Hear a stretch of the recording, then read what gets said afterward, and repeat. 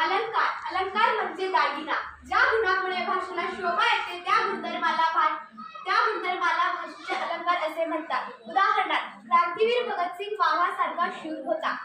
अलंकाराचे दोन प्रकार पडतात. पहिला शब्दालंकार आणि दुसरा अर्थालंकार. शब्दालंकाराचे दोन प्रकार पडतात. पहिला यमक, दुसरा अनुप्रास. यमक मध्ये ज्या कवितेत चरणात अक्षर शब्द पुन्हा पुन्हा येतात त्यास यमक शब्दालंकार असे म्हणतात. उदाहरणार्थ, माझी भाषा माझी आई, अर्थ भाव त्यांना देई. यामध्ये आई आणि देई हे यमक जुळणारे आहेत. दुसरा अनुप्रास. अनुप्रास ज्या कवितेच्या चरणात अक्षर पुन्हा पुन्हा येतो त्यास अनुप्रास असे म्हणतात. उदाहरणार्थ, गडद निळे जलद भरुनी आले. दुसरा अर्थालंकार. त्याचे दोन प्रकार पडतात. पहिला उपमा, दुसरा उत्प्रेक्षा.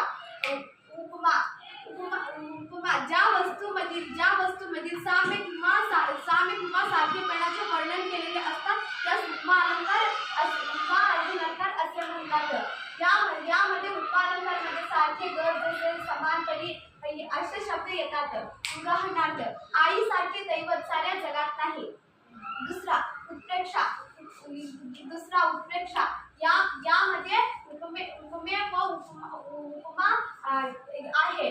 यामध्ये उपमा आणि उपमे आहे ते ओळखण्यासाठी जणू काही की गमे वाटे असे उदाहरण येतात. उदाहरणार्थ, वाटते चालुली मंद झुळुकली व्हावे.